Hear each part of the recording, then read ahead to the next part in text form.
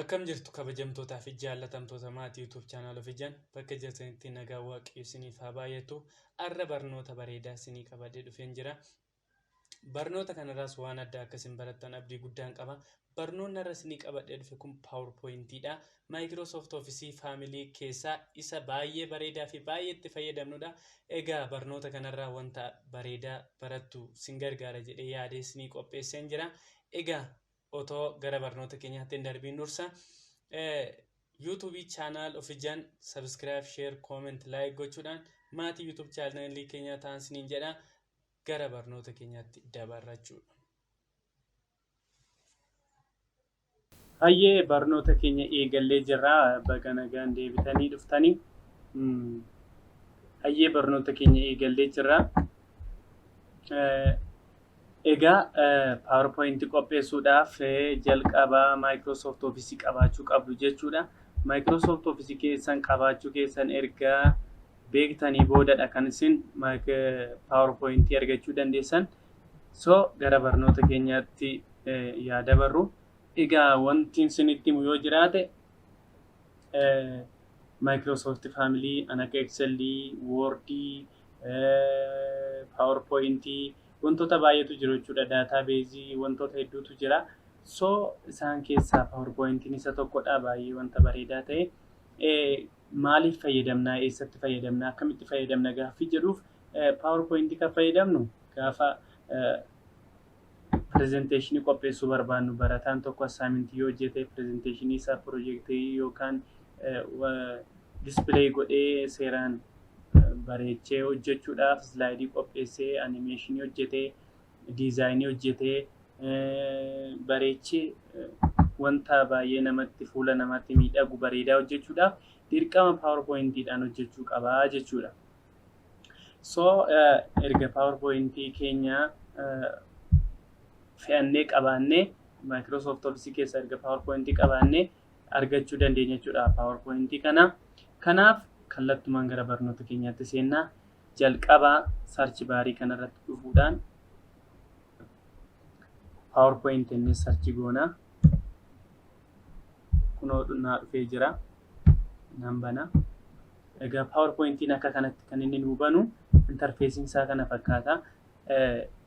As gara olii kana yoo ilaaltan akka file, home, insert, design, transition, animation, slide, renew, review, view ምናምን ወሬን jedhaman jiru. So kallattiidhaan kanan isinitti agarsiisu ani as gubbaa wantoota navigation baay'eetu jira. So isaan Word irraa wantoota baay'ee namoonni beektan as gubbaa irraa wanti Word wajjin baay'ee wal fakkaataadha. Gararraa kanatti warra argaman kuni menu baaronni asirra jiran kun baay'een Word beektu taanaan sinin dhibu. Isaan sinitti agarsiisuuf amma yoo yeroo qabaanne iyyuu slide new kan jedhu new slide kan jedhu kana sagaltu jiru. Isaan tokko tokko sinitti agarsiisa jechuudha.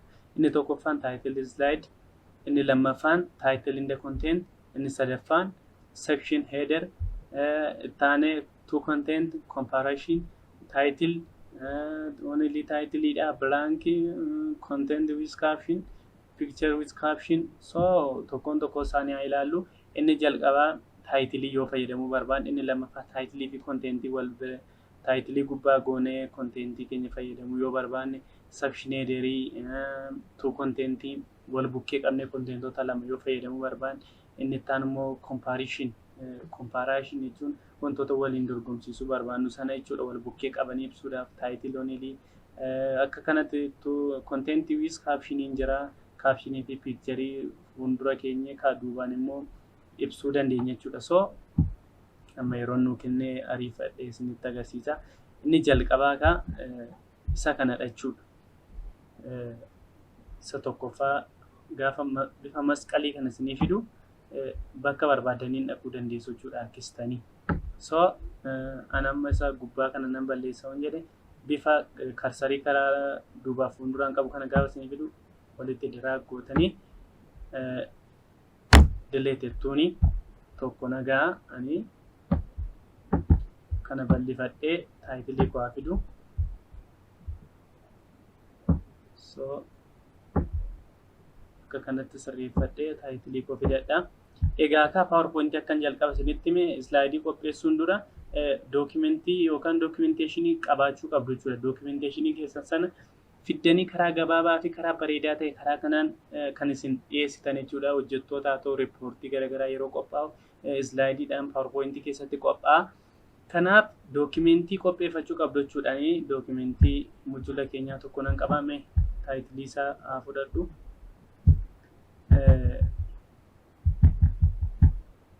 Mujul title dhala. Mujul title kana caring for network and computer hardware kan jedhu kanadha.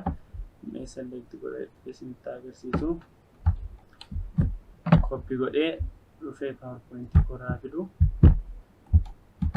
Akka kanatti jechuudha. Kana asii wantoota kana sirreessuu dandeessu jechuudhaan akka bold italic underline wantoonni akkasii kun jiru kalerii jijjiiruu ifa barbaadanitti sirreessuu dandeessu jechuudha. Ani mee recommending ta'u kanaan garuu fakkeenyaaf haa ta'u space isaa dabaluu danda'a yeroo waan hin qabne fakkeenyaaf akka kanatti kanaan dabaluu dandeessu kanaan immoo hir'isuu dandeessu. Kana jijjiirtanii fayyadamuu dandeessu jechuudha. Kanatti naaf haa ta'u. So dabalee mee loogoo haa fuudhu. Loogoo fida. Inni itti aanu peejii waan irratti loogoo na barbaachisa waan ta'eef loogoodhuma mujula kana.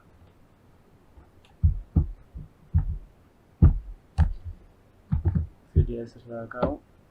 Akka barbaadanitti bareechitanii gaafa akka kanatti karsarii isinii fidu bareechitanii keessu jechuudha. Akkasinitti toletti arrangementii isaa sirreessitu akka kanatti naa ta'e yoo ta'e so ittaanee maalidha yoo jettan asumaan utuu hin darbiin diizaayinii hojjennee darbuu dandeenya. Diizaayin kan jedhu as jira. Diizaayinii keenya hojjennee dabarra jechuudha. Diizaayinii ani fakkeenyaaf isin kasinitti tole filattu ani kanaa filadhu. Okay. Kan barbaadan jijjiirtanii diizaayinii anuma isin tokkicharra gootan hunda isaarrayyuu isiniif kaa'aa. Jijjiirtanii kan isinitti tole fayyadamuu dandeessu.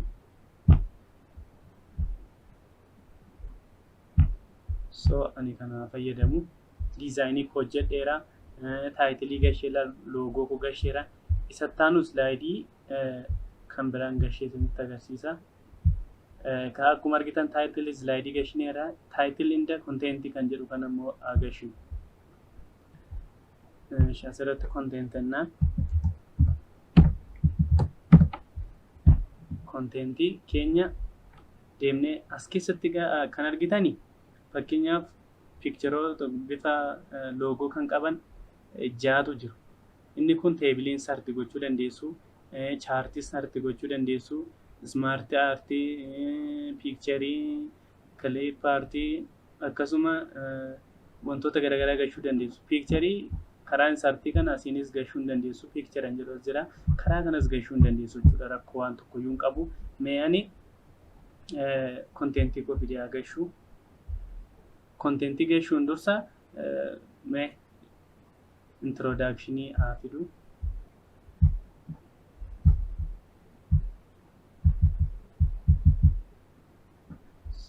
Introduction of the animation.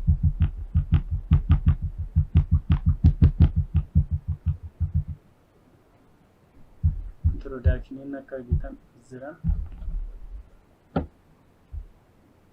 Me ga kana qofa fudhadhu. Copy.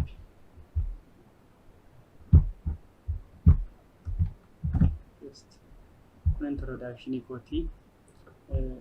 Kana size isaa akka barbaadanitti sirreessuu dandeessu yeroo waan hin qabneef malee kana dabaluu dandeessu kaalerii jijjiiruu dandeessu guddisuu xiqqeessuu dandeessu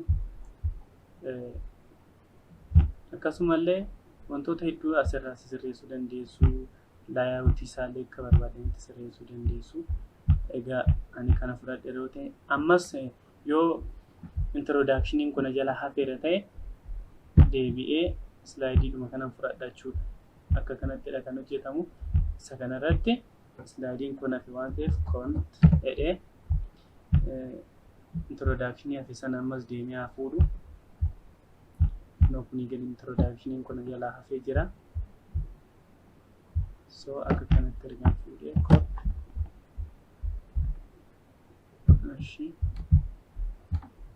akka kanatti gahuu dandeessu jechuudha.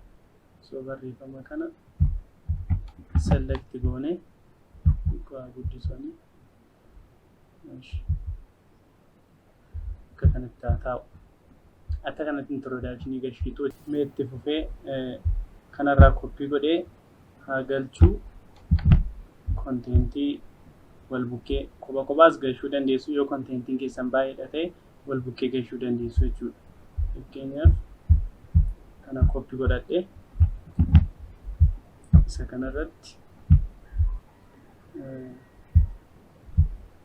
loogoo sanarraan gartukkee kanarratti geessu fudhee kanarras isuma kaa'ee akka kanatti kaa'uu dandeessu jechuudha. Salphaadhumatti saayizii isaas dabaluu dandeessu. Lama yoo ta'e akkattiin xiqqaata. Furtaama naannoo guddata. 28 irraa kaa'u. Meeshaan guddata. So karaa asiin arrangementii isaa hojjechuu tuuruudha kanaadha.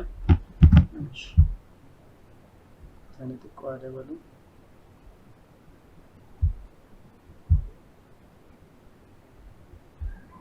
So akka kanatti erga hojjennee kun kontentiidha jechuudha. Kontentii jechuudha.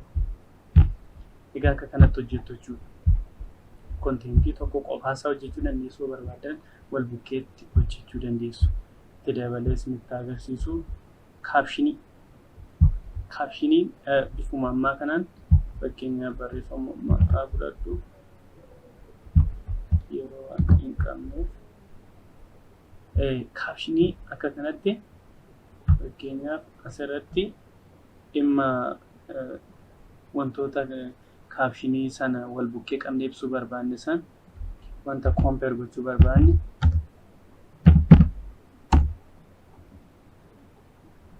wantoota compare gochuu barbaanne sana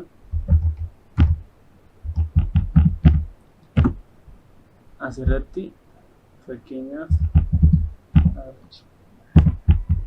yoo ta'e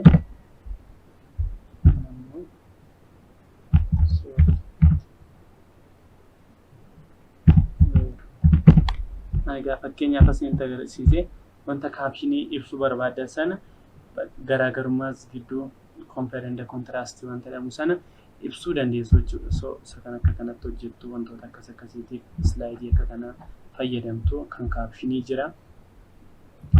Itti dabaluudhaan kanan isinitti agarsiisu akkuma kana piikcharii fuulduraan galchinee kaapshinicha irratti ibsinu jira jechuudha.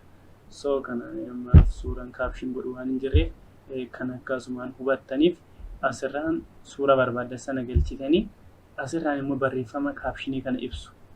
Suura yoo ta'e giraafii yoo ta'e diyaagiraamii sana asirraan keessanii asirraan immoo ibsa laattuuf jechuudha. So isa kanaan waan hin qabneef ammaaf balleessu. Inni kan biraa kana isinitti agarsiisu akkasuma inni kunis piikcharii asiin keessanii asiin kaapshinii isaa ibsuu dandeessu jechuudha. Karaa harka bitaarra ibsa suura sana keessoo fuulduraan immoo suura sana keessoo jechuudha. So isa kana gaafa waan akkasii fayyadamuu barbaadan fayyadamtu jechuudha. Mee ani teebiliin sartii godhee sadumaa isinitti agarsiisu. Fakkeenyaaf daataa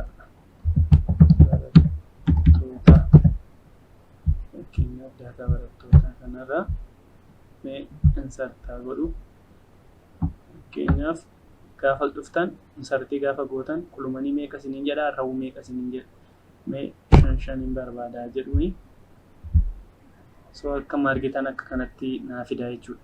Yoo barbaadan karaa kanaan dabaluu dandeessu. Karaa harka mirgaa, karaa gubbaadhaan jalaan, karaa harka bitaa kallattii hundaan dabaluu dandeessu jechuudha. Fakkeenyaaf gajjallaa kanaan dabaluu barbaada right click insert karaa kam dabaluu barbaadde biilloodha moo abooviidha moo raayitiidha moo leftiidha moo jedheen na gaafata biilloon barbaade waan ta'eef naa dabala jechuudha. Yoon barbaade ammas dabaluu nan danda'a jechuudha. Asumaan insarti biilloodha waan ta'eef nan dabala jechuudha. Akkasuma asaasiinis raayit kilik gootaniituma daddabaltu jechuudha. Mee fakkeenyaaf asitti lakkoofsa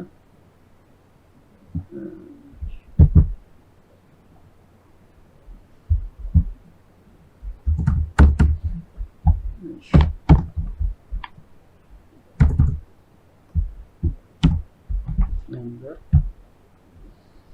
asitti first name yaa ta'u asitti last name yaa ta'u asitti sex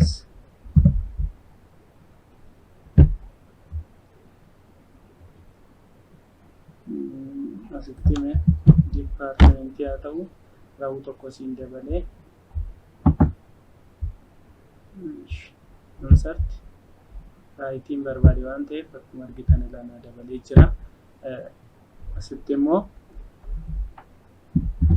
level jedhu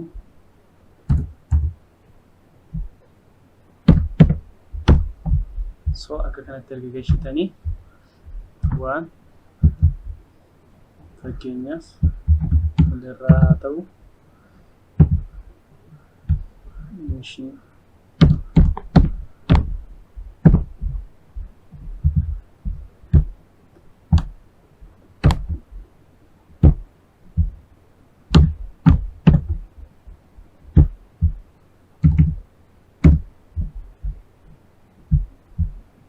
akka barbaadanitti bareechitanii hojjechuu dandeessu jechuudha.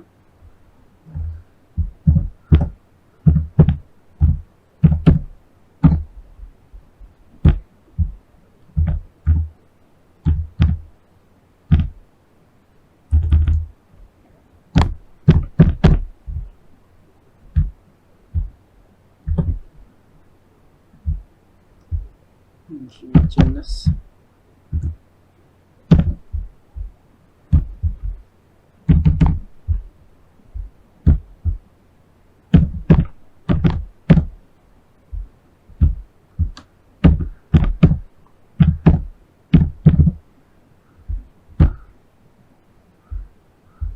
okay, sorry.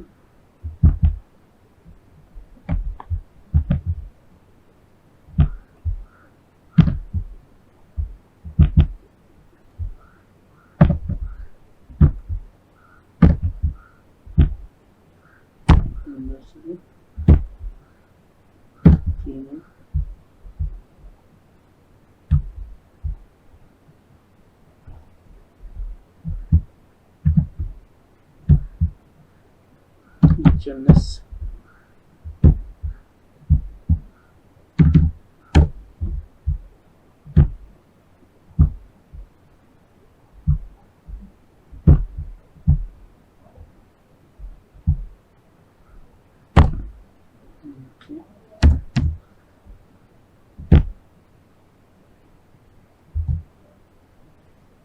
number 4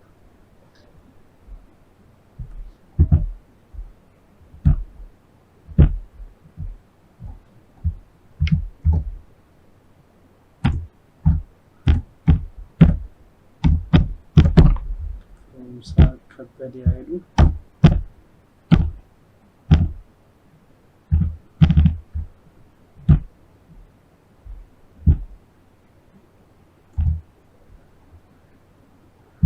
mail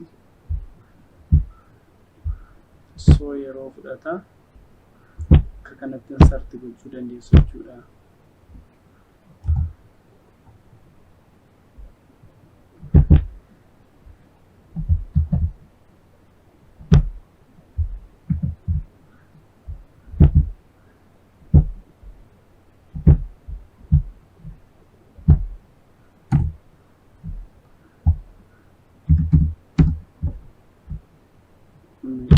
Malam toko agashu shanfa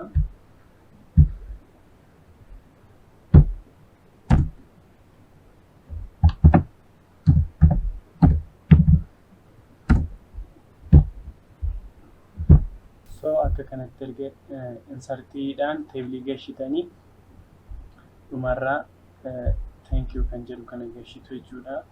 Akkasitti tolitti gashitu kan erga gashitanii raawwatan dhumarraa thank you kana slaayidiin fayyadame bilaakii yeroo irratti tekstii gochuu barbaadan ishii kana fayyadamtu jechuudha. Ishii kana fayyadamtanii akka asirratti kaasuudhaan isinii barreessiti jechuudha. So kallattumaan wantoota lama isinitti agarsiisee xumuraa jechuudha. Innis maali?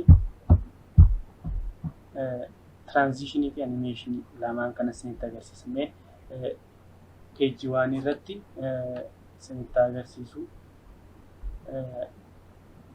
Jalqaba irratti akkamitti akka peejii galchatan isinitti agarsiisne kan kana itti godheen jira.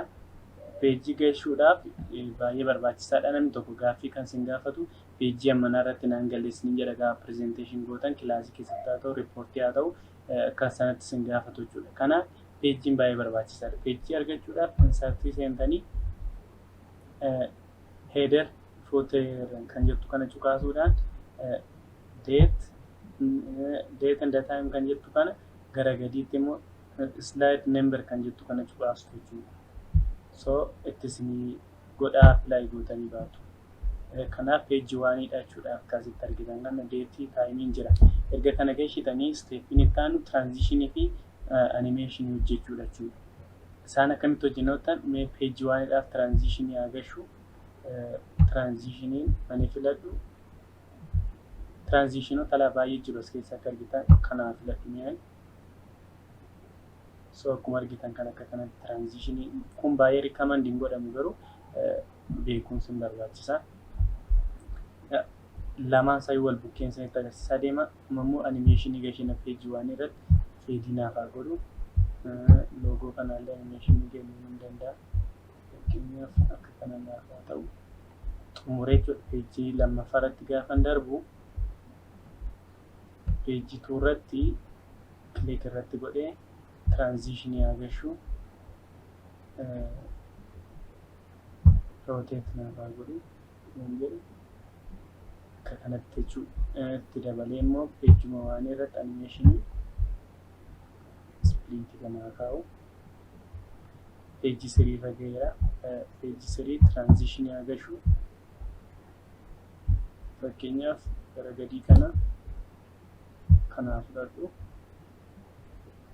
Itti dabalee immoo animationii lamaan isaa wal bukkeen gashaa deema. Animationis baay'eetu jira jechuudha. Barbaadan filattanii tokkoon isaa ilaalaa kan isinitti tole irra kaawwattu jechuudha. Peejii 4 irra gaheera. Transitionii switch kan irra kaa'u. Asumaan animationis kennee darbu. Nagaan lamaa sana gaafata. Kan kana ta'u kan kana haa ta'u. Okay, kan nuti gashitanii peejii jaaffaa irra gaheera. Peejii jaaffaa transitionii isaa isa kana godhu. Ishii animationii isaa immoo gajjallaa kana filaayawutii haa godhu. So isadhuma slide isadhuma thank you kophaa barbaada waan ta'eef fakkeenyaaf transitionii isaa zoomii haa godhu. Animationii isaa split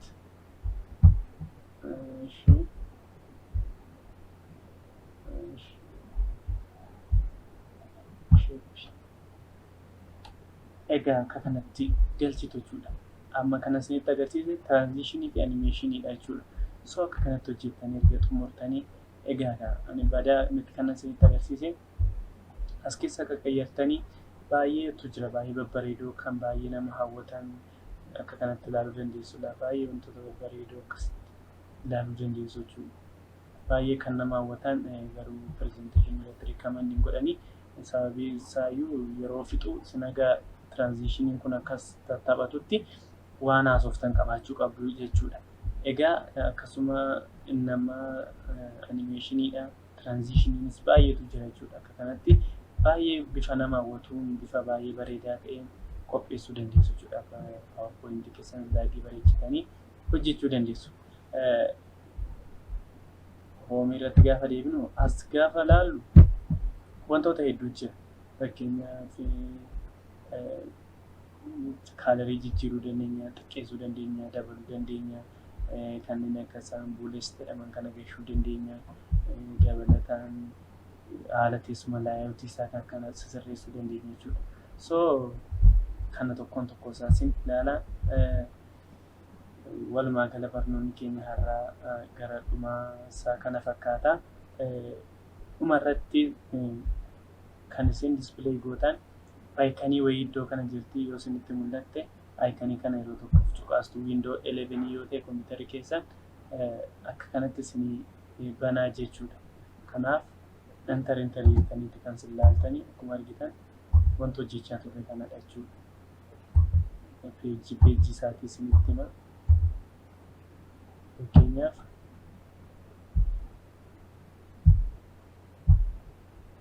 hundi isaanii peejii qabu.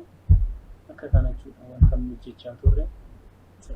Tiraanzishinii, animeeshinii isaan kana hojjechaa turan jechuudha. Akka kanatti bifa baay'ee nama hawwatuun itti yaaddanii bareechitanii hojjechuu dandeessu jechuudha. So kana fakkaata. Egaa barnoonni keenya har'aa kana fakkaata.